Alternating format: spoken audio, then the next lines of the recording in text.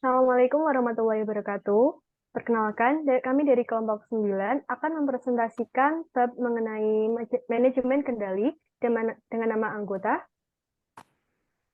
Saya Yoga Hernawan dengan NIM 4611422007. Saya Raffenia Aringkasih Fani dengan NIM 4611422031. Saya Eva Afrianti dengan NIM 4611422035. Saya Farhanus Ramadan dengan NIM 4611422037. Materi yang akan kita bahas mengenai definisi, cara kerja, tabel kendali, dan diagram state. Untuk materi yang pertama akan disampaikan oleh rekan saya, Yoga Hernawan. Dipersilakan. Oke, masuk ke saya. Jadi di sini ada definisi berisi tentang pengendalian manajemen kendali.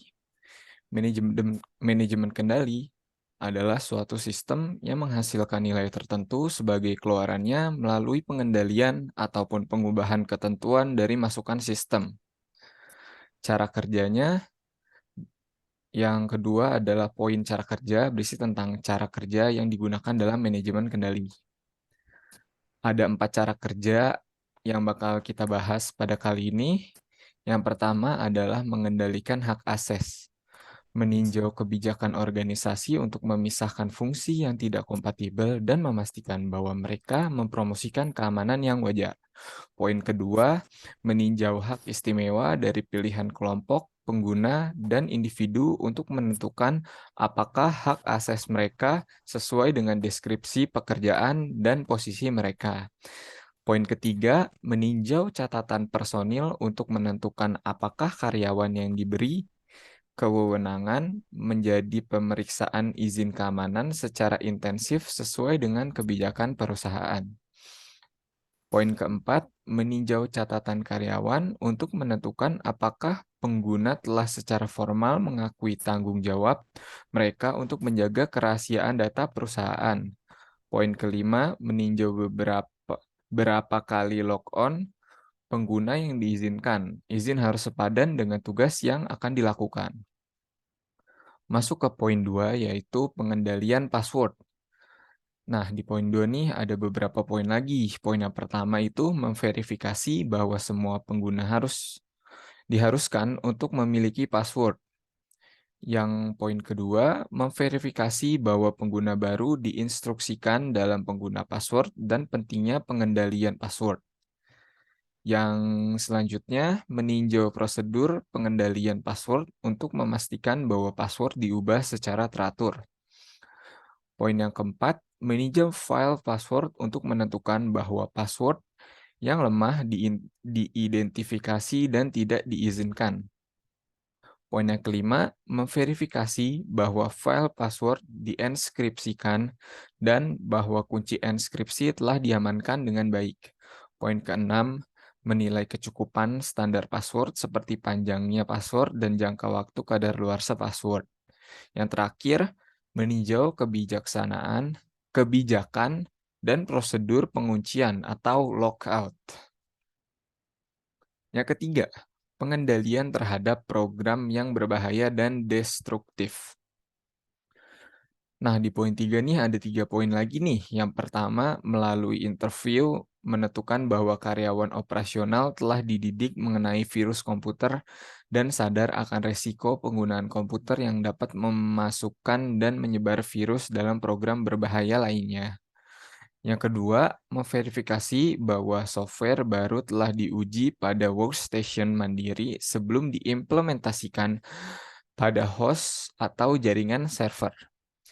Poin yang terakhir, memverifikasi bahwa versi terkini software antivirus telah diinstal pada server dan upgrade-nya diunduh secara teratur pada workstation. Nah, ini ada yang terakhir yaitu sistem audit trail controls. Nah, di sistem audit trail controls ini ada 3 poin lagi nih. Yang pertama, memverifikasi audit trail telah diaktifasi berdasarkan kebijakan organisasi. Yang kedua, banyak sistem operasi yang menyediakan penampil log audit yang memungkinkan auditor untuk memindai log untuk aktivitas yang tidak biasa. Ini dapat ditinjau pada layar atau dengan pengarsipan file untuk diperiksa berikutnya. Yang terakhir, kelompok keamanan organisasi memiliki tanggung jawab untuk memantau dan melaporkan pelanggaran keamanan. Auditor harus memiliki sampel kasus pelanggaran keamanan yang mengevaluasi disposisi mereka untuk menilai keefektivitas dari kelompok keamanan. Dan ini ada tabel audit trails berupa contohnya ya. Nah, mungkin lanjut ke tabel kendali yang akan dibawakan rekan saya. Baik, terima kasih. Untuk tabel kendali sendiri itu berisi macam-macam sistem operasi control table atau control table yang terdiri dari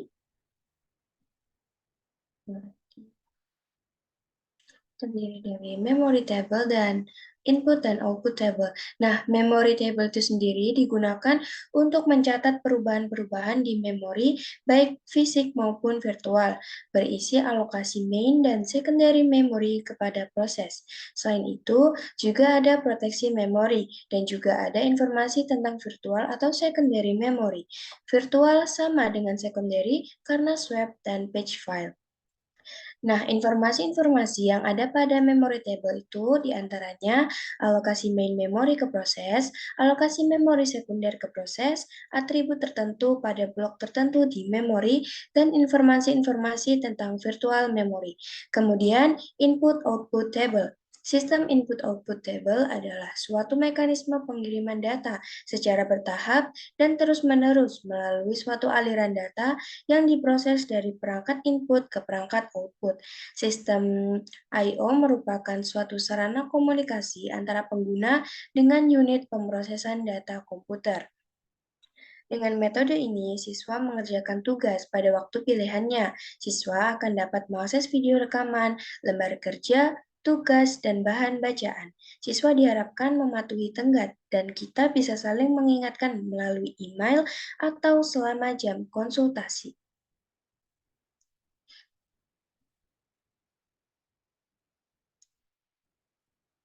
Ada pula file table, yaitu berfungsi digunakan untuk mengatur pembagian akses file. File table juga digunakan untuk alokasi file kepada proses. Namun, karena file ini biasanya berada di dalam memori, maka file table juga berisi alamat lokasi file tersebut di memori. Nah, file table ini terdiri dari yaitu keberadaan file, yang kedua lokasi file di memori, dan yang ketiga adalah statusnya. Adapun proses table, yaitu berfungsi untuk menyimpan informasi mengenai setiap proses yang ada, yang dimana di dalam proses table itu terdiri dari PID atau proses ID, yang kedua ada proses state, dan yang ketiga ada lokasi proses di memori, yaitu untuk yang biasa menggunakan bahasa C++, mungkin lebih familiar dengan istilah pointer to process image, atau yang biasanya berisi PCB atau proses control block, state, data, dan lain-lain. Ada juga yaitu proses image, di mana kelas proses image ini adalah sebuah kelas interaktif atau video proses image yang terletak pada blok memori yang kontinu, di mana setiap proses image ini memiliki prosesnya sendiri-sendiri, yang terdiri dari proses control block, yang kedua user data, dan sistem stack.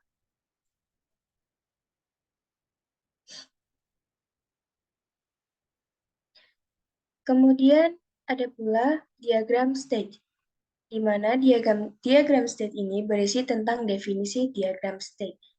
Contohnya, diagram state adalah diagram yang digunakan untuk mendeskripsikan perilaku sistem. State diagram deskripsikan semua kondisi yang mungkin akan muncul sebagai sebuah objek dan elemen-elemen di dalam state diagram adalah kotak yang mempresentasikan state sebuah objek dan tanda panah untuk menunjukkan perpindahan ke stage yang selanjutnya. Nah, bagian aktivitas dari simbol stage menggambarkan aktivitas objek yang akan dilakukan selama di dalam state.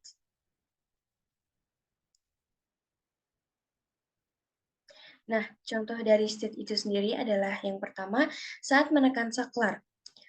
Ini merupakan contoh stage dalam kehidupan sehari-hari yang mungkin biasa kita temui. Yang pertama yaitu ketika kita menekan saklar, yaitu lampu berubah dari state mati menjadi state hidup. Kemudian mengklik remote TV yang akan mengubah stage dari satu channel menjadi channel yang lain. Yang ketiga ada juga setelah waktu tertentu, traffic light merubah stage-nya dari merah menjadi hijau.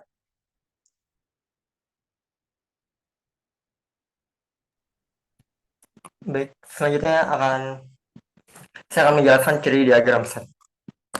Yang pertama, diagram set menunjukkan set dari suatu objek, event atau message yang menyebabkan transisi dari satu state ke state yang lain. Lalu, objek bisa memiliki respon yang berlainan untuk stimulus yang sama pada waktu yang berbeda. Selanjutnya, state diagram tidak harus dibuat untuk setiap kelas yang ada, kecuali saat dibutuhkan. Lalu jenis state terdiri dari dua, yaitu simple state dan composite state. Selanjutnya.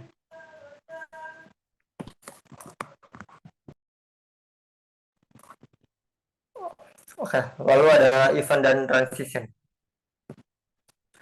Suatu objek akan berada dalam satu state pada suatu saat. Event bisa diterima setiap saat.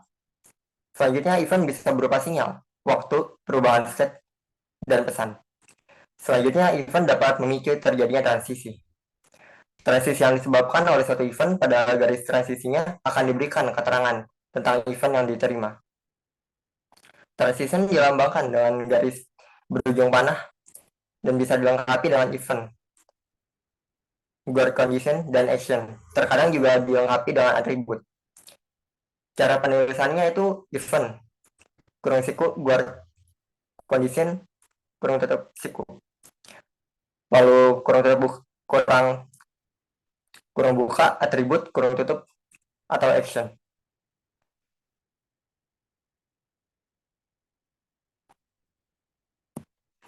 Lalu simple set. Apa sih itu simple set? Simple set menyatakan kondisi atau situasi dari elemen. Contohnya itu project management system. Mungkin berada pada satu simple set berikut. Yang pertama, inactive atau tidak aktif. Menyatakan project management system tidak tersedia untuk usernya karena belum dimulai atau shutdown. Yang kedua, active atau aktif. Menyatakan bahwa project management system sudah dimulai dan tersedia untuk usernya. Lalu yang ketiga, suspend atau dihentikan sementara. Menyatakan project management system mengalami beberapa error. Mungkin karena berjalan lambat pada penyimpanan sekunder dan membutuhkan campur tangan user untuk aktif kembali.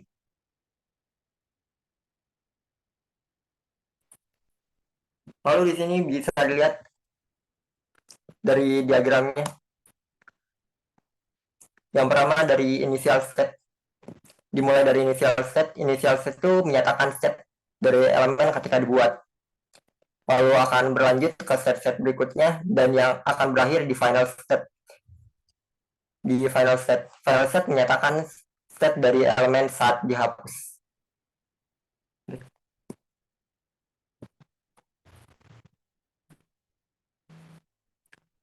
Selanjutnya. Lalu di sini ada contoh dari aktivitas mesin fax. Bisa dibaca sendiri seperti itu. Lalu selanjutnya ada composite state yang akan dijelaskan oleh Raven. Baik, untuk selanjutnya adalah composite state. Composite state adalah state yang berisi satu atau lebih state lainnya. Ini dapat digunakan untuk mengelompokkan state menjadi logical compounds dan dengan demikian membuat state card lebih mudah dipahami. Ketika composite dimasukkan, entry node-nya menunjukkan substate yang akan diaktifkan. Jadi next.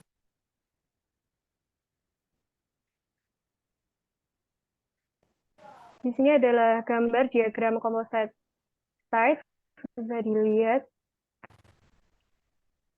Bisa di next, lanjut. Composite state. Composite state mungkin berisi satu, sekumpulan state mutually eksklusif, sebuah diagram state card dalam sebuah state. Dua, sekumpulan state yang konkuren, state yang berbeda dibagi ke dalam region, aktif pada saat yang sama. Sebuah composite state juga disebut superstate, state generalisasi yang berisi sekumpulan state khusus yang disebut substate. Composite state atau superstate mungkin dikomposisi dalam dua atau lebih state level lebih rendah atau substate. Semua aturan dan notasi adalah sama untuk substate dalam diagram state card. Dekomposisi dilakukan dalam beberapa level sesuai kebutuhan. Selanjutnya bisa di next. Ini ada contoh composite state, bisa diperhatikan. Lanjut. Yang terakhir adalah history state. History state adalah pseudo-state, artinya sebuah state machine tidak dapat menetap di history state. Saat transisi ke history state terjadi, history state itu sendiri tidak menjadi aktif, melainkan state yang paling baru dikunjungi menjadi aktif.